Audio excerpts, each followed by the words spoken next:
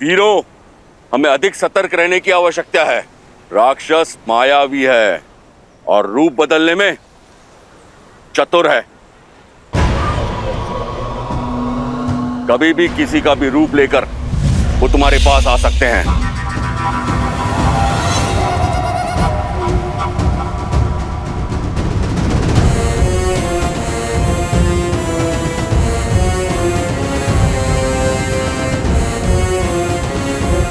ये हमें अपनाएंगे क्यों? कहीं क्रोध में आकर ये हमारा अहित कर बैठे तो? हम शरणार्थी हैं, चाहे कुछ भी हो जाए आप सब कुछ नहीं कहेंगे। मैं उनसे बात करूंगा। साधारण नहीं हो सकते। अपना परिचय दो वरना मृत्यु के लिए तैयार हो जाओ। रुकिए,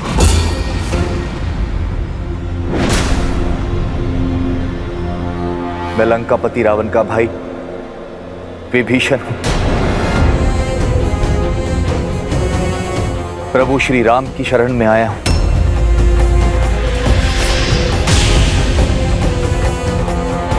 लंका से है, अर्थात गुप्तचर है। हाँ, हमारा भेद जानने आया है ये। मार डालो इस दुष्ट को। मैं गुप्तचर नहीं, आप अनुचित समझ रहे हैं। उचित ही समझ रहे हैं छलिए। जिस रावण ने छल से मेरी भाभी मां का अपहरण किया, उसका भाई कौन सा साधु होगा? बड़ा भाई साधु का भेष धरकर आया और छोटा भाई शरणार्थी। भक्त के भेष को धर लेने से तुम हमें मूर्ख तो नहीं बना पाओगे। तुम उस पार रहो या इस पार, प्रारब्ध तो तुम्हारा मृत्यु ही है। सच बता वरना। रुकिए, यदि मृत्यु मेरा दंड तो मुझे स्वीकार है, किंतु मैं छल के लांछन के साथ मरना नहीं चाहता। आप केवल एक बार मेरा सत्य श्री हनुमान के मुख से सुनिए। हनुमान काका श्री, ये दुष्ट झूठ बोल रहा है। मारो इसे। मार डालो। मारो इसे। ये कोलाहल कैसा है? मार डालो। आप हमारे प्रभु श्री राम का संदेश लेकर आए हैं। धन्य हो गया मैं प्रभु, धन्य हो गया। विभीषण जी,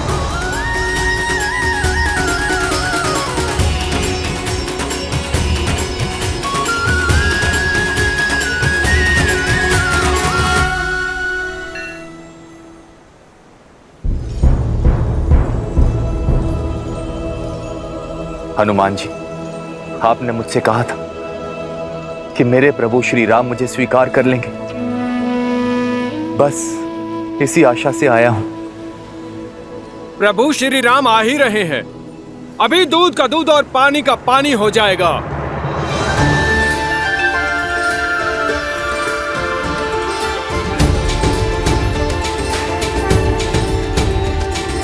श्री रामचंद्र कृपालु भजु मन हरण भव भय दारुणम् नव कंज लोचन कंज मुख कर कंज पद कंजा। दया का दूसरा नाम है श्री राम। शरण में आए का सहारा है वो। यदि अधर्मी रावण भी उनके चरणों में जा गिरेगा ना, तो वो उसे भी अपने हृदय में स्थान दे देंगे।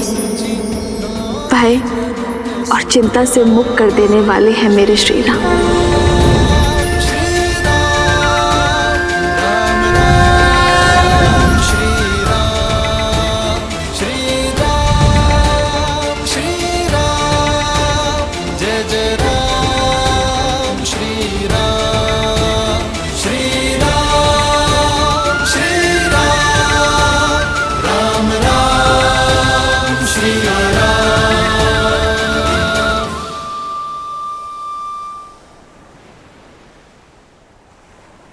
वैसा ही रूप, वैसी ही आभा जैसा माता सीता वर्णन किया करती थी। श्री राम, श्री राम, श्री राम, श्री राम। पावन तेज, निश्चल दृष्टि, सौम्य मुख, प्रभु, आप नर नहीं, साक्षात नारायण,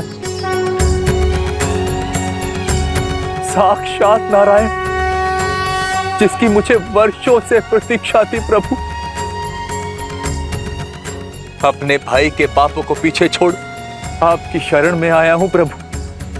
मुझे स्वीकार कीजिए प्रभु, मुझे स्वीकार कीजिए। इसकी बातों में मत आना मित्र, राक्षस है ये। ऐसे विश्वासघाती का क्या मोल जो अपने भाई से छल करके आया है। वानरराज का कथन उचित है भैया। यदि ये भक्त के भेष में कोई गुप्तचर हुआ तो? मेरा भी यही मत है प्रभु। तुम्हारा क्या मत है हनुमान?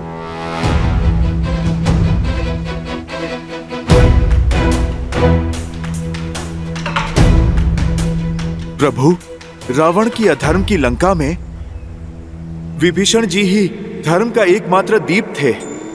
प्रभु, मैं इनकी सहायता से ही माता सीता को खोज पाया।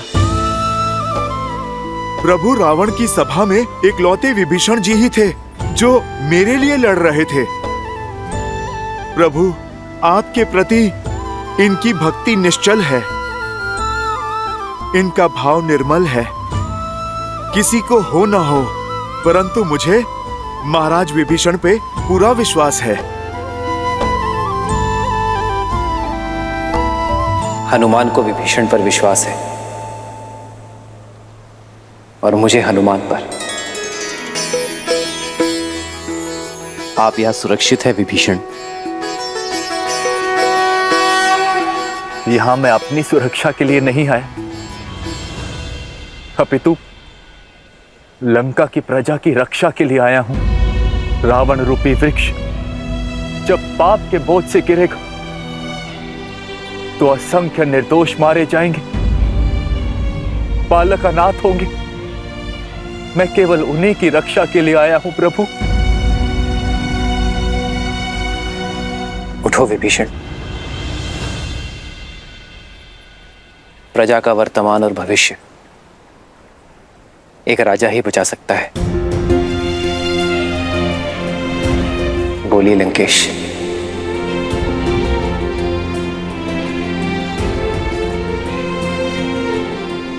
लंका के उत्थान के लिए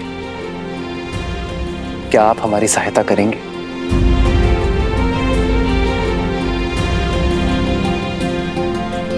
लंकेश? हाँ विभीषण, राजा वही जो झूठे दंभ और अहंकार से ऊपर उठकर प्रजा का ध्यान रख सके, जिसे धर्म का ज्ञान हो, जिसकी दृष्टि से प्रजा का संकट कभी छूटा ना रह सके, जो कभी किसी निर्दोष को दंड ना मिलने दे। विभीषण, तुमने इतना बड़ा संकट उठाकर लंका और लंका के सामान्य जन के लिए रावण का विरोध करने का निर्णय लिया है। यह तुम्हें लंका का भावी राजा बनने के योग्य सिद्ध करता है।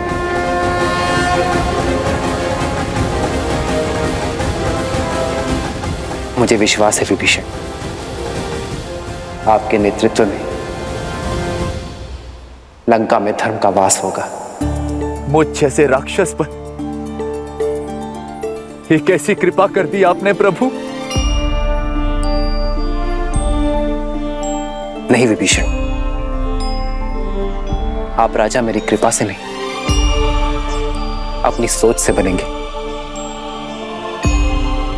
तो मैं इसी क्षण आपका राज्य अभिषेक करूंगा। राम राम जय राम राम जय राम राम जय राम राम जय राम राम जय राजा राम। रावण को युद्ध में हराकर मैं आपको राज्य सिंहासन पर बिठाने का वचन देता हूं।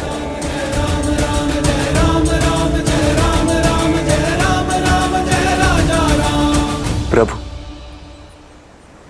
मैं तो यहां आपका दास बनने आया था, और आपने तो एक दास को राजा बना दिया प्रभु। ये सामर्थ्य केवल प्रभु श्री राम ही कर सकते। केवल प्रभु श्री राम।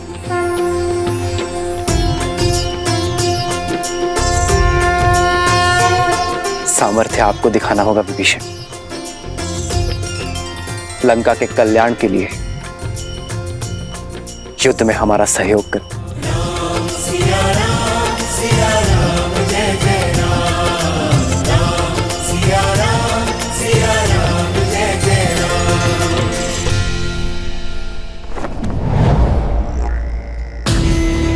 महाराज, वो राम ने लंका द्रोही विभीषण को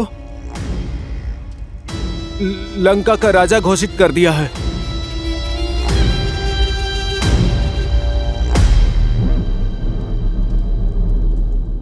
मैं जानता था विभीषण वहीं जाएगा। और क्या कहा उसने?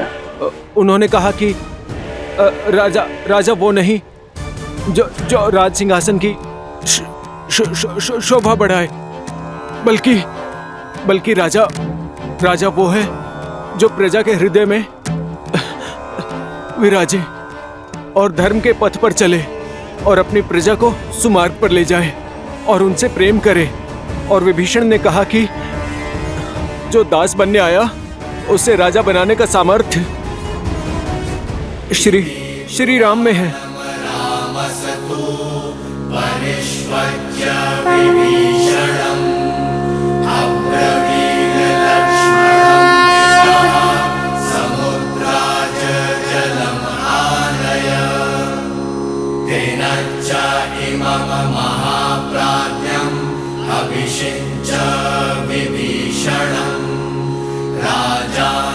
राम के अतिरिक्त अब कोई आसरा नहीं है तुम्हारा।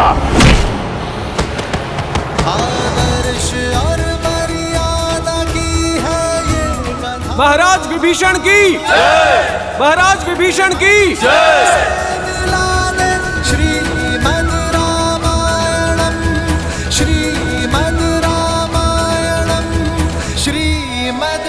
मैं रघुकुल का वंशज महाराज दशरथ का पुत्र राम विभीषण को लंका का राजा घोषित करता। मुझे विश्वास है कि लंका विभीषण की अगुवाई में धर्म के पथ पर चलेगा। प्रभु, मैं अब भी आपका दास हूं। मेरी शक्ति, मेरी संपत्ति सब आपकी है प्रभु। ये सेवक सदैव आपकी सेवा करने की चेष्टा करता रहेगा।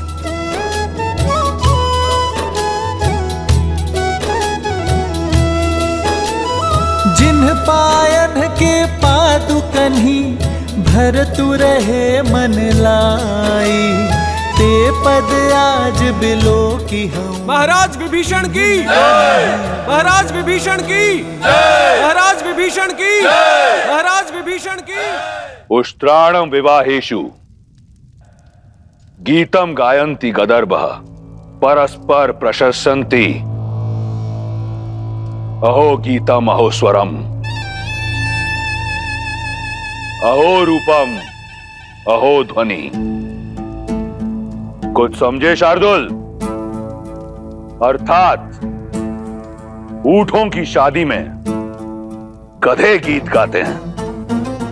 एक बेसुरा कुरूप की प्रशंसा करता है और कुरूप बेसुरे के स्वर पर ताली बजाता है।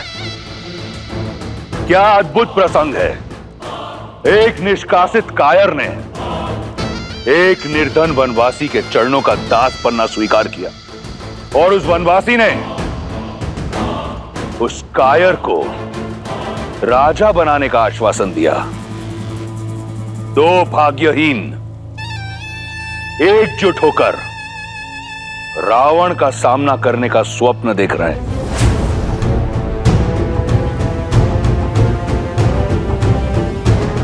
चिंता मत करो, मेरी रुचि वानर सेना का बल जानने में अधिक है पिताश्री। शार्दुल, चिंतित युवराज की चिंता दूर करो। महाराज, लगभग 16 कोटि वानर एकजुट हुए हैं और उनका नेतृत्व एक शक्तिशाली वानर सुग्रीव कर रहा है, जो अपने बल और रणनीति के लिए विख्यात है। राम की सेना में अंगद, केसरी, जामवंत और लक्ष्मण जैसे महाशक्तिशाली योद्धा शामिल हैं। विभीषण जी, लंका की शक्ति, वहां का मानचित्र और वहां की युद्ध शैली के विषय में आपसे अधिक ज्ञान यहां पर किसी को भी नहीं। तो सर्वप्रथम आप हमें यह बताइए कि इस 100 योजन से भी अधिक समुद्र को पार कैसे किया जाए लंका पहुंचने के लिए? सागर को पार करा सकने में सक्षम केवल वरुण देव।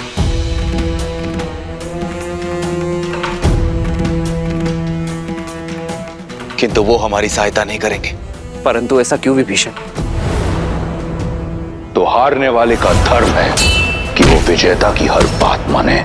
तुम इस पापी अधर्मी राक्षस की लंका, जो चारों ओर जल से घिरी हुई है, उसकी रक्षा करोगे। वरुण देव लंका को शत्रुओं से बचाने के लिए वचनबद्ध। आज तक कोई भी जल मार्ग से लंका तक नहीं जा पाए। वो रावण के विरुद्ध कभी नहीं जाएंगे।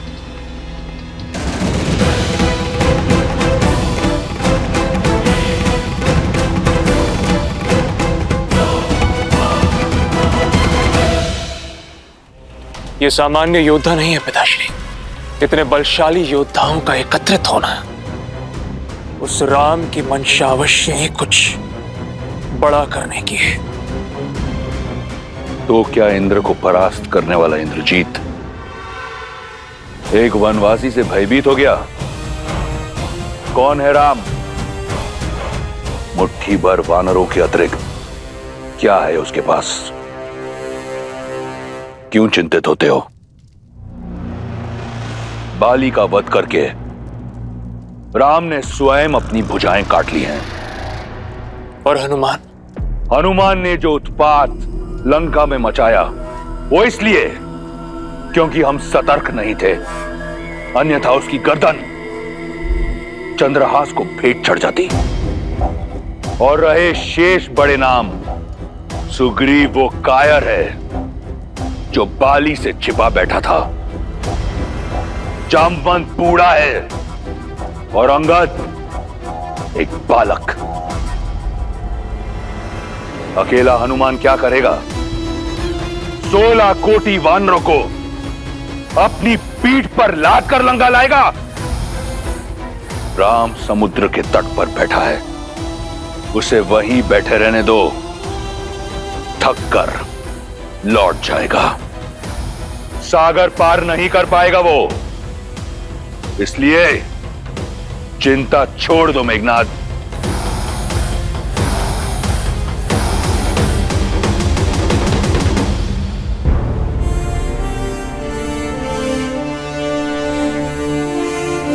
यदि वरुण देव ही सागर से जाने का मार्ग दे सकते हैं, तो मैं वरुण देव की आराधना कर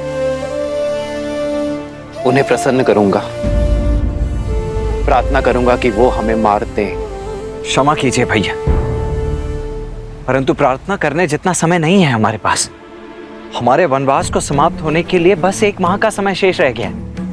वहां अयोध्या में भरत भैया हमारे लौटने के दिन गिन रहे होंगे और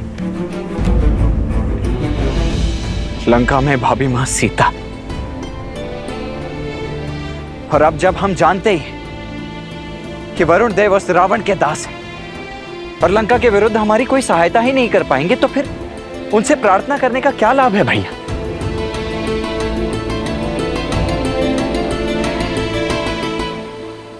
भैया, वीर पुरुष पूजा नहीं करते हैं, प्रहार करके अपना मार्ग बनाते हैं। और आपके तुनिर में तो इतने महाबलशाली तीर हैं कि यदि आप एक बाण चला दें इस समुद्र पर, तो समस्त सागर को सुखा सकते हैं। फिर वरुण देव से विनती क्यों भैया? क्योंकि यही मर्यादा है लक्ष्मण। सागर पर अयोध्या का शासन नहीं, वो एक भिन्न लोक है और प्रवेश से पहले अनुमति ना लेना अनीति होगी।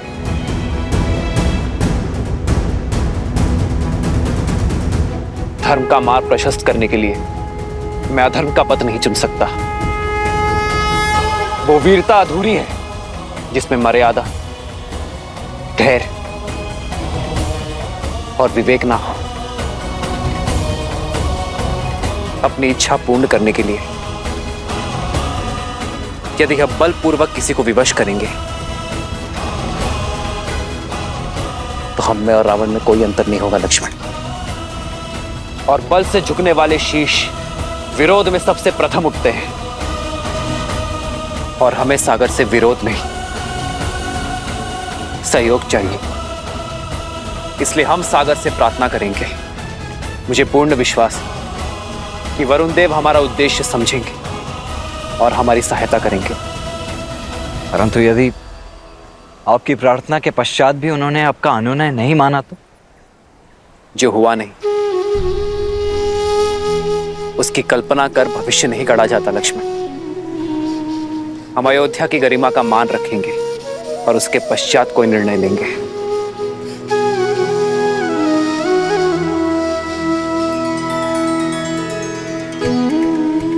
थोड़ी प्रतीक्षा और सीते, तुम्हारा राम आ रहा है।